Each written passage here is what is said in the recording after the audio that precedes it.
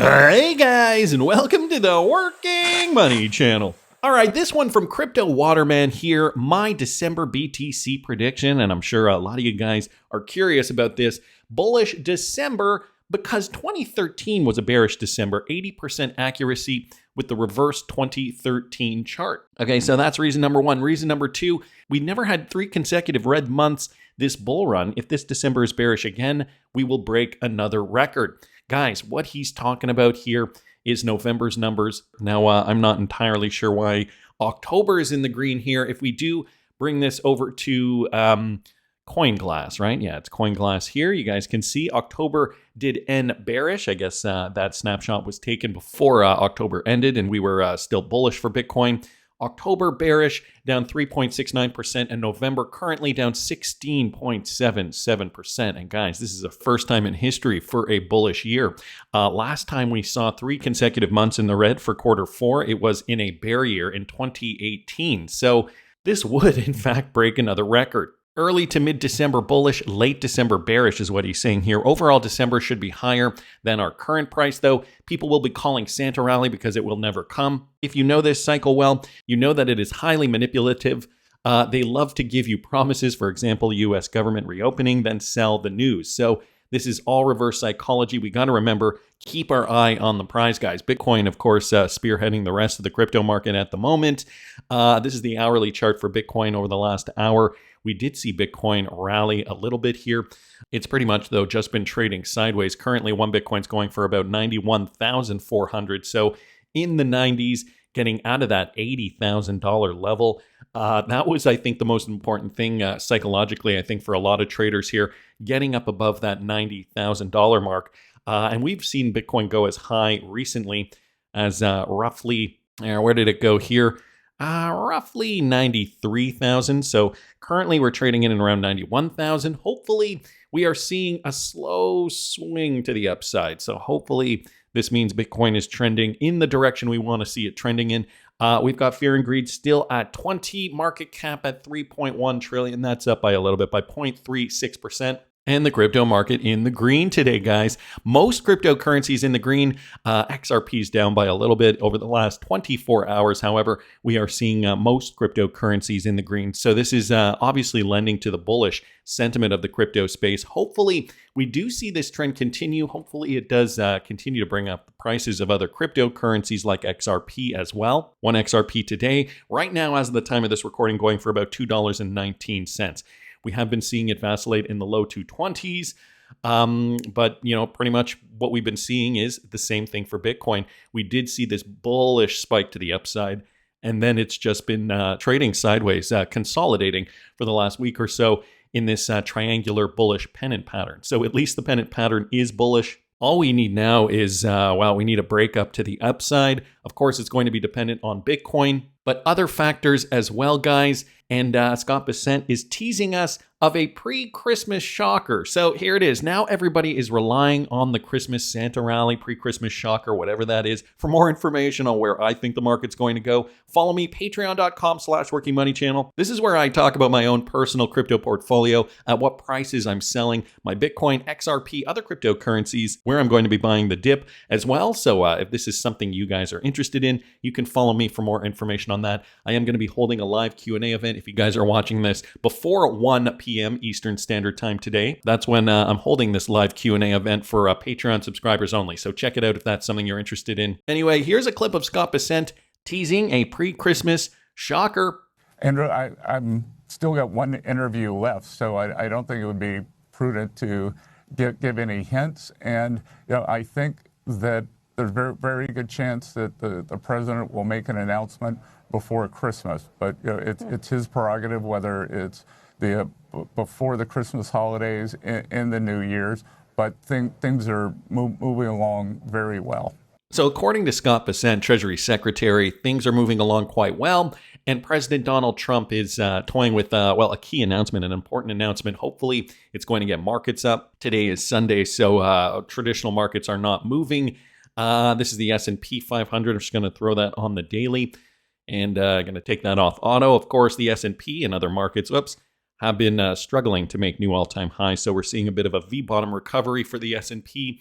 Let me just bring up the IWM, the Russell 2000. Same thing for the Russell. You guys can see it's also V-bottoming out, trying to butt up against this former all-time high that we saw back in mid-October. So are we going to make new highs? What is this announcement going to be? Want to thank Coach D and Crypto Waterman there for pointing that out. Some more data regarding XRP trading. Guys, it has been dominated by big whales. This post courtesy of CW here. In addition, retail investors never have dominated trading. Check this out. Apparently, these are the statistics. So normal sell orders, okay, spot order average size, as you guys can see since last November, it has been gray. So those are normal orders. Big whale orders didn't start until we did see those dips, okay? So those dips did occur, and then we saw those big whale orders filling up the order book. We rallied again. Then you can see those normal spot orders. Now, guys, we're down in here, and whales are putting in their XRP orders once again. I don't even see any red here on the chart. That would denote retail orders, but we're not seeing any of those currently. What does this mean? So whales are strongly leading XRP, and the rally led by whales is about to begin. Whales led trading at the bottom, and the current trend is similar to the one just before the rally of 2024. So hopefully we do see something similar to what we saw in 2024. Hopefully we do see something like, well, you know, this kind of consolidation pattern before a huge breakout to the upside. Maybe what we're seeing now is that same kind of thing. We see the consolidation. And considering whales are purchasing, maybe now we are about to see that big move to the upside once we do get some kind of big announcement. Of course, since we're trading in a spec market, this is all going to follow Bitcoin. Anyway, keeping my eyes open there. Wanted to thank CW. Tom Lee just came out dropping a huge warning and surprise crypto call. This goes back to, maybe what we could be hearing from President Donald Trump, a 2026 policy shock. Or let's say 7,000 in the S&P by year end. Now that's only like 2.5% up from here. We made some progress. But a year ago, you also thought we'd hit 7,000 in the first half of this year. So what happened along the way? And I guess what might you think about in terms of impediments looking into 2026? Yes, I mean, we're almost through this year. And I'd say looking back, this was 5 years of history compressed into 1 year because we had a major bear market, the biggest tariff hikes ever. And that, of course, killed any hope of any 7,000 in the first half. But miraculously, stocks went into a waterfall decline and recovered every single point of that decline symmetrically. So it really speaks to the resilience. But I guess as we're thinking about next year, I bet you it's going to be very similar in the sense that we'll get a policy shock, maybe whether it's monetary or from the administration, it could lead to a big drawdown of 20% again. Yeah. But it's a replay of this year. And maybe we've now had 20% bear markets in 5 years. I mean, that's a lot of history compressed into a 5-year period. Policy shock could result in a drawdown of about 20%. Scott Bessent obviously hinting that any kind of pre-Christmas shocker would be beneficial for markets. I don't know. Are they playing us? Is it the reverse psychology that... who was it here? Reverse psychology. Somebody was mentioning that. Yeah, it was Crypto Waterman saying, they tell us one thing to expect something bullish, but then we get that bearish activity. So, we're still kind of on the fence here. Later on in this clip, Tom Lee does talk about the fact that we're near the bottom, but AI, okay, it's not going to be crypto, will lead the next cycle. He still thinks Bitcoin can break 100,000 by year end. So we're still, again, waiting with bated breath to see some kind of advancements that would support this theory. Smoke here commenting on something that he found in a document here, guys. This is the first time Swiss banks used tokenized deposits to make a legally binding payments on a public blockchain. Well, this is certainly an advancement, at least in the EU. In a quiet, methodical world of Swiss banking, revolutions are rare. Evolution, however, is constant. This makes the recent deposit token proof of concept report published by the Swiss Bankers Association one of the most significant documents to emerge from the intersection of traditional finance and blockchain technology this year. So this is the deposit token proof of concept. This report was put out a couple of months ago, but we're just hearing about it now. Under the umbrella of the Swiss Bankers Association, Post Finance, Signum Bank, and UBS, by the way, those are two Ripple partners, have conducted a deposit token feasibility study. And for the first time, banks have carried out a legally binding payment across institutions using bank deposits and a public blockchain, a milestone for the entire financial center. They also discussed this here. For the first time, 3 banks have successfully conducted a trial of this kind on a public blockchain. The project demonstrated how regulated financial institutions can transact in an interoperable manner, paving the way for new rails in payment and settlement systems. So interesting, considering just yesterday the IMF posted this video, and Ray Fuentes here brings up an interesting point. This is their version of Ripple's crypto in 1 minute. They're talking about this digitized technology and tokenization and how it's essentially going to engulf the entire financial system. Money has come a long way since the first uses of shells or coins millennia ago.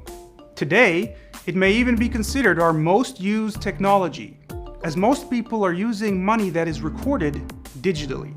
So what's the next step in this evolutionary story? Let's talk about tokenization, or how we turn our pocketbooks into something that's programmable. Why would we need programmable money? We use money to consume or save, and owning assets is a common way to save. Tokens can make it faster and cheaper to buy, own, and sell assets. Say that I want to buy a corporate stock or bond. Today there would be a long chain of middlemen between me and that company. Think for instance of a clearinghouse, an independent bridge between the buyer and seller of an asset. It waits to receive the buyer's payment and the seller's asset, and then exchanges them, avoiding the risk either side fails to deliver. But waiting costs time, and time is money in finance. Another example is registrars, institutions that transfer a company's interest in dividend payments to the asset owners. A tokenized market can automate their function. Tokenization can make financial markets faster and cheaper through programs that automate or reduce the role of intermediaries. Researchers who've recently studied tokenized markets found significant cost savings. Tokenization's promise is visible in the numbers. But efficiencies from new technologies often come with new risks. Automated trading has already led to sudden market plunges known as flash crashes. With their instantly executed trading, tokenized markets can be more volatile. Also, tokenization allows chains of programs to be written on top of each other. In a crisis, these could interact adversely like falling dominoes. Another risk is that many new markets could emerge, and if their tokens don't speak to each other, known as interoperability, markets could fragment and fail to deliver faster and cheaper trading. So all signs pointing to the XRP ledger. I mean, the IMF has been cozy with Ripple for a very long time. A lot of the banks and institutions that are already part of the financial system are already partnered with Ripple. So what they're talking about here is this tokenized ecosystem, of course, at the end here, and there is a little bit more to this clip, but I will link it in the description if you guys want to watch the rest. He does talk about this interoperability concept. Of course, the XRP ledger is fully interoperable. Imagine every dollar, every house, every bond, every gold bar, every invoice, every paycheck, all living on chain. This courtesy of Bull Dieppe. And he's saying this is not starting in 2030, it is starting now. And guess where it's all happening, guys? On the XRP ledger. Right now, the XRP ledger can tokenize real estate treasuries, carbon credits, music rights, private equity, energy credits, and much more, all settling in 3 seconds or less. This isn't hype. This is the beginning of the tokenization era, and the XRPL was built for just this moment before anyone else saw it coming. So when I see clips like this from the IMF, it gets me really excited that I'm holding what I think is the best cryptocurrency digital asset on the planet, or at least one of them, definitely top 3, in my opinion, at least at the moment. So we look at the charts and we think to ourselves, well, why isn't XRP rallying? Guys, it's because we're not scaling yet. This is all still in the hopper. And once we do scale, we're likely going to see a slow, steady increase. I don't know if there's actually going to be a flip the switch moment. I think that would catch too many people off guard. And I don't think the powers that be are willing to do that. That's what I think. I mean, I guess there could still be some kind of a flip the switch moment. I think, though, that, based on how slow we've seen progress, we should consider the fact that this is going to be over time. We will see price discovery build, but it will in fact take time. Regardless, I wanted to thank BD here and Ray Fuentes and Smoke and Aaron Bennett for posting that. Now, did you guys notice this interesting shift? This courtesy of Anders. He says it's happening with the RLUSD. Get this. In the past, okay, the vast majority of minting has happened on Ethereum. But since October the 1st, we've basically only seen minting occur on the XRP ledger. Interesting metric here. So each bar represents roughly 2 weeks, I think, here. And you can see it there. Only on the XRP ledger, the orange represents Ethereum blockchain, and the blue obviously represents the XRP ledger. He says, by making this into a visual trend, it became very clear, and it definitely looks like a trend shift is beginning. So moving away from Ethereum and starting to mint on the XRP ledger. If the number is negative, that means there's a burning event. As you can see, we had 2 large burning events of RLUSD on Ethereum on August the 11th and September the 23rd. You guys can see those numbers there. Interestingly, a corresponding minting happened for the XRP ledger on the same day. So on those same days, could it have been some sort of testing? Interesting. And now we're seeing it exclusively being minted on the XRP ledger. Now, what I find interesting, and people have come up with theories regarding this already. Phil Kwok here saying, this is how the vampire attack begins. Step 1, launch the RLUSD on Ethereum. Step 2, get institutions using it and integrating it. Step 3, show them how much faster and cheaper the XRP ledger is. And then step 4, flip them onto XRP rails. Congrats, you've just successfully executed a multi-billion-dollar vampire attack on Ethereum. This is 4D chess. So guys, is this what we're seeing? Is the XRP ledger going to be the exclusive? Is RLUSD exclusively from now on going to be minted on the XRP ledger?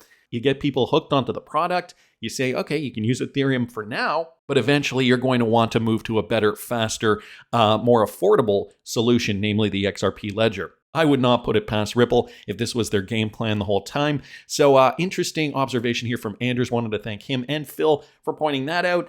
Now, guys, not financial advice with another bombshell. In 2000, Hallmark created a Christmas special ornament for Monopoly's 65th anniversary. And look at what the Mr. Monopoly man was wearing here. The same tuxedo as Bearableguy from the Christmas riddle. Now, there's a couple of connections here. Monopoly, money, XRP, the future of finance, and of course, the Christmas connection as well. As you know, Bearableguy does come out with Christmas riddles every single year. So that's interesting. The other thing not financial advice does notice here is the Gematria connection. Mr. Monopoly equals Arthur Britto. No, I'm not making this up, nor is he. Mr. Monopoly, here, let's just put it in here. Mr. Have that Monopoly. I gotta make sure I spell that right. Calculate that. And guys, boom. Number 1 result here, Arthur Britto. Things that make you go, Well, I thought I'd take it one step further. What about that red bow tie? I mean, as you guys can see, they're both wearing red bow ties here. Well, when you put in red bow tie in the Gematria calculator and you scroll down, guess what you find, guys? Yeah, I'm not making this up. ISO XRP as one of the results. Not to mention, I think there's another one here. XRP March. That's right, XRP March. So are we going to see some activity occurring in March? I thought I'd take it upon myself to look up one more. They're both wearing a tuxedo, right? If I type in tuxedo here and I calculate Gematria, and you look down here, guys, you know what you find? Let's see, where is it? Oh yeah, Mr. Pool. Things that make you go, You can check it all out for yourself, guys. It's interesting. These connections probably put in plain sight. I think it just strengthens my theory that Bearableguy is certainly somebody, maybe even somebody high up who works at Ripple or who has worked at Ripple in the past. I don't know. I mean, this seems too much to be a coincidence. That's just my opinion. And for more opinions on where I think the market's going to go, you guys can follow me at patreon.com/workingmoneychannel. I'm going to be holding the live Q&A event today, November the 30th at 1 p.m. Eastern Standard Time. So come and join if that's something you're interested in. It is only $5 a month. You got to subscribe and stay subscribed to lock into that price. Maybe you guys are interested in some real tangible merchandise. I got some great Bearableguy stuff here. The hoodie is one of my favorites. The chocolate brown Bearableguy hoodie, available not just in chocolate brown, in many different colors. Check it out. Link is in the description of the video. That's just my opinion, but I want to hear what you guys think. Please subscribe to the channel if you haven't already. Like the video if you like the content I'm providing. I always love hearing your comments. See you in the next one, guys.